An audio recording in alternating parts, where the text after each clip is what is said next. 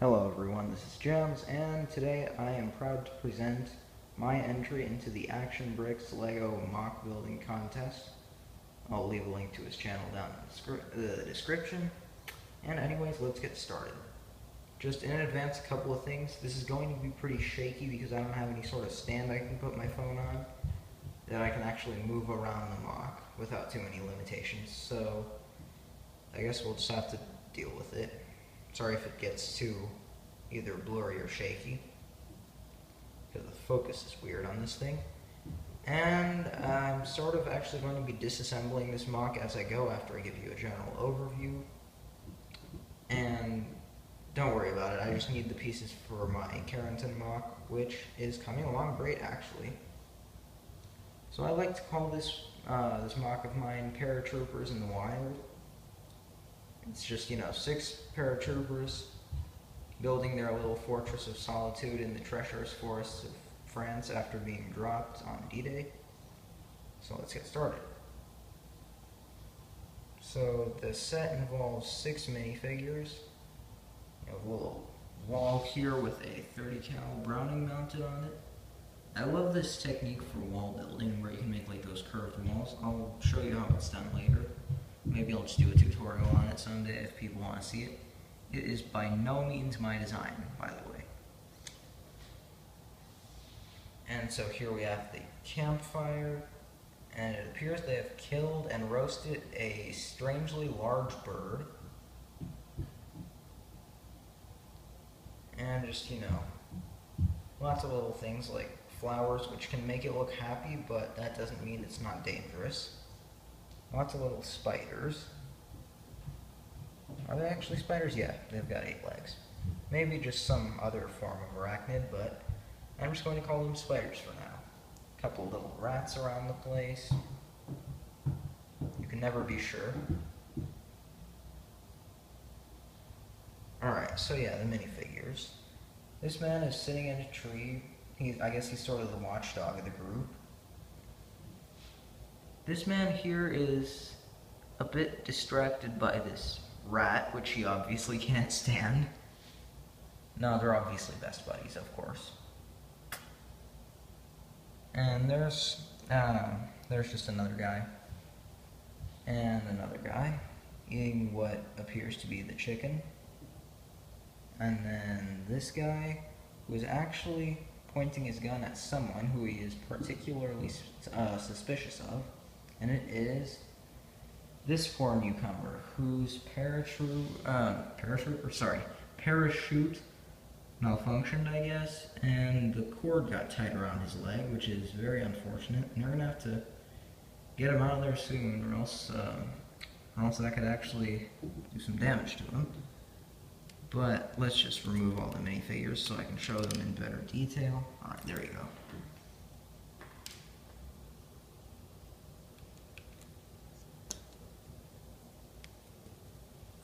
Alright, pardon me while I do this. So there are 6 total. At least there should be. Alright, yeah, there we go. So let's go from left to right. So this man is sweating profusely, I guess. I got an M1 Garand. All of them have the same helmets, decals on their torsos, front and back, and legs. So those are pretty self-explanatory. And this is sort of my signature minifig. Not an official sig fig though. This is just the minifigure I use for me in like World War II brick films. If I were to design a sig fig, it wouldn't have, Brickarms elements or a retro Star Wars head. Seriously, this head's from like, I don't know, anywhere from 1999 to 2002, somewhere in that range. He's got an M1 Garand, and yes, I'm left-handed for anyone who doesn't know. So I put the Garand in his left hand. Moving on, I saw this head used in a lot of the Michael Hickok's brick films, and I really wanted to get my hands on one of them, but the thought of just buying one off eBay never crossed my mind until I started watching Brick Dodger's brick films, and in just about every one he used one of these angry heads. And then I thought, well, why don't I buy one off eBay? And then he's got one of the new M1A1 carbines. It's actually a redesign of the old one. I think it looks quite a bit better, and I'm glad it comes in brown. It means less painting for me, so thank God. Alright, here we have the paratrooper who was sitting in a tree. He's got the old Qui-Gon Jinn head. Once again, anywhere from 1999 to 2002.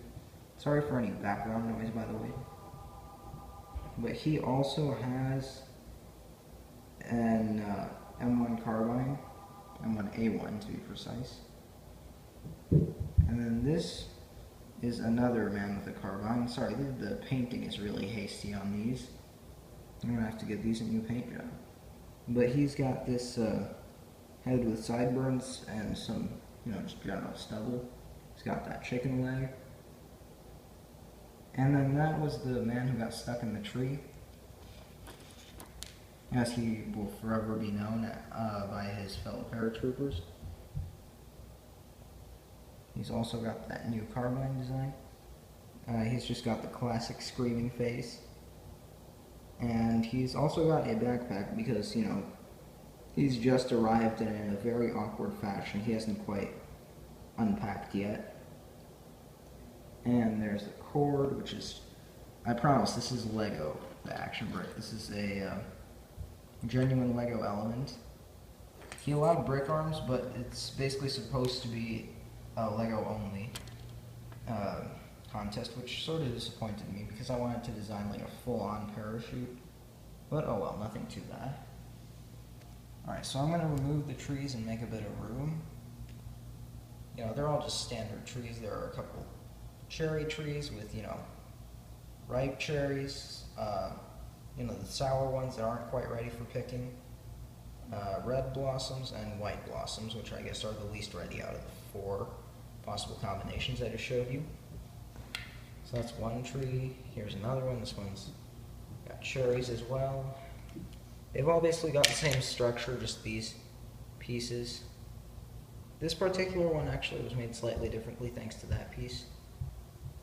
This set of leaves does not have anything on it, which is odd.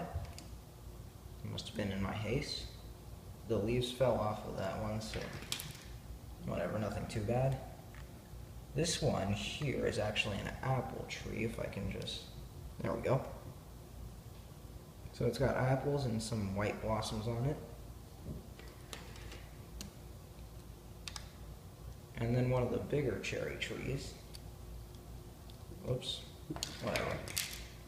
Fix it later. And then the final tree is another apple one. So yeah, there's apples and white blossoms.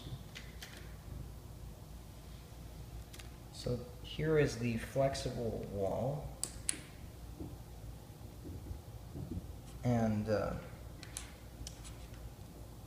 it's made with just a simple technique, as you can see here. It's very versatile. I've already placed a couple of these in my Carentan mock. It can bend freely into just about any shape, to an extent anyways. So yeah, this is just a standard Brickarms 30 cal with a black minifigure hand for the grip. I think it looks okay. So I should place that there. And let's see what we've got going over here. So we'll go into a little bit more detail now. I'll just do an overall pan of the mock. Those jumper plates, those 2 brown ones, are where the wall was. So just don't mind those.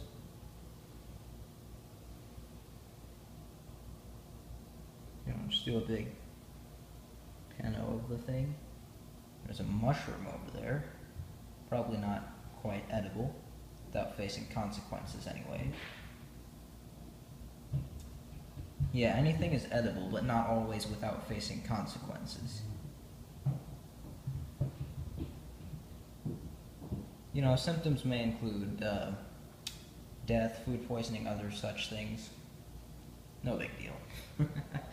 I'm just joking, you guys. Don't ever eat a mushroom when out in the wild unless it's, you're 110% sure that it's edible.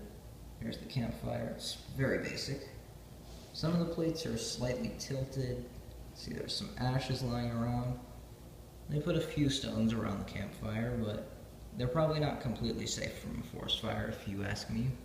But hey, the mock was getting super crowded. So, I'm sorry. But, whatever, I think it turned out well enough. Nothing much back here. So yeah, basically all these pieces are going to be put in a more scattered fashion into the Carentan mock. I'm not going to squeeze them all into one base plate, because that'll just look silly. It'll look like someone just brought out a giant lawnmower and mowed everything in the area down and then plopped a couple houses on top of it so it wouldn't look too barren. That'd just be ridiculous. But I think that'll be it, so until next time, this is Gems signing off. Stay classy, everyone, and good luck to anyone who entered the contest.